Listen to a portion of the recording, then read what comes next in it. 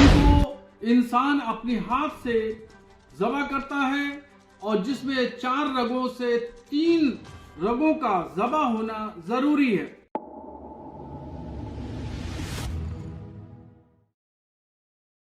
आजकल हलाल सर्टिफिकेट को लेकर पूरे देश में काफी चर्चाएं गरमा रही हैं।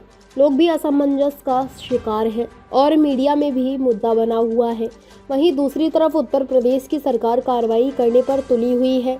इसी मुद्दे को लेकर देश भर से मुसलमान हलाल सर्टिफिकेट को लेकर सवाल कर रहे हैं और शरीयत इस बारे में क्या कहती है उसके बारे में पूछ रहे हैं। इसलिए ऑल इंडिया मुस्लिम जमात के राष्ट्रीय अध्यक्ष मौलाना मुफ्ती शहाबुद्दीन रज़वी बरेलवी ने स्पष्ट करने के लिए प्रेस को बयान जारी किया, जिसमें उन्होंने कहा कि सिर्फ सर्टिफिकेट के नाम से एक कागज का टुकड़ा दे देने से शरई तौर पर हराम चीज को हलाल और हलाल चीज को हराम नहीं कहा जा सकता। ऐसे लोग और वो संस्थाएं जो सिर्फ कागज का सर्टिफिकेट देकर किसी चीज को हलाल करार देते हैं तो वो डबल मुजरिम है।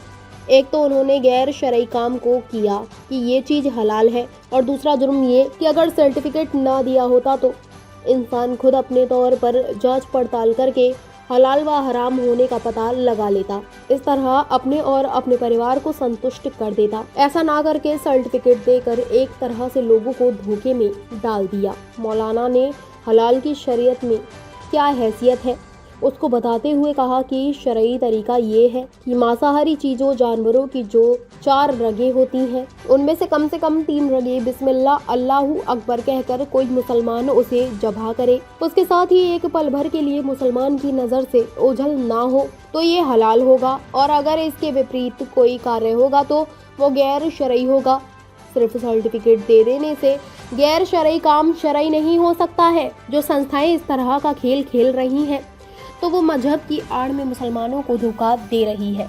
ये ऐसा कारोबार है जो अल्लाह का नाम लेकर ही शुरू होता है और दुनिया में कोई दूसरा कारोबार ऐसा नहीं है जो अल्लाह का नाम लेकर शुरू होता हो। मौलाना ने कहा कि हलाल टैक्स सिर्फ मीट पर ही लगाया जा सकता है। बरेली से ललित कुमार कश्यप की रिपोर्ट। बिस्मिल्लाहिर्रहमानिर्रहीम। हलाल सर्टिफिकेट को लेकर के इस वक्त पूरे देश में एक माहौल गर्म है और जगह जगह इसकी चर्चाएं हो रही हैं। मुझसे शरीयत के मामले में जानकारी के लिए पूरे देश से जगह जगह से लोग फोन आ रहे हैं और मसला पूछ रहे हैं कि आखिर ये मामला क्या है। तो इस सिलसिले में शरई एतबार से जो कहा जाएगा वो ये है कि हलाल का जो सर्टिफिकेट है वो जो एक कागज का रुक्का है वो शरीयत की जरूरत को पूरी नहीं करता। वो इंसान जो चाहता है उसकी वो तकमील नहीं करता। शरीयत ने तो उन जानवरों को जायज करार दिया जिनको इंसान अपने हाथ से ज़बह करता है और जिसमें 4 रगों से 3 रगों का ज़बह होना जरूरी है और वो इंसान मुस्लिम से वो गोश्त ओझल न हो तो वो शरई एतबार से हलाल माना जाएगा। और हलाल सर्टिफिकेट जो लोग देते हैं वो दरअसल वो एक उन्होंने पैसा की कमाई करने का एक तरीका बना रखा है।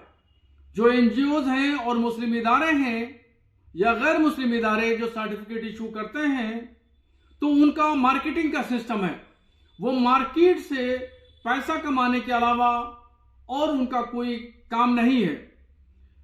यहां तक तो बात समझ में आती है कि गोश्त के ताल्लुक से कि वहां सर्टिफिकेट अगर दिया जाता है तो कुछ भी समझ में आ सकता है, मगर इस इंसान की तस्कीन या शरीयत की जरूरत वहां भी पूरी नहीं हो पाती। चे जाए कि सब्जी, खाने पीने, बिस्कुट, शहद वगैरह की दवाओं में भी हलाल के सर्टिफिकेट को चिस्पा किया जाता है या हलाल टैग लगाया जाता है। ये कागज का एक रुक्का देना गैर शरई है और दूसरी जरूरी चीजों में, खाने पीने की चीजों में, सब्जियों में ये हलाल टैग लगाना भी गैर शरई है और गैर कानूनी भी। इस पर जरूर रोक लगना चाहिए।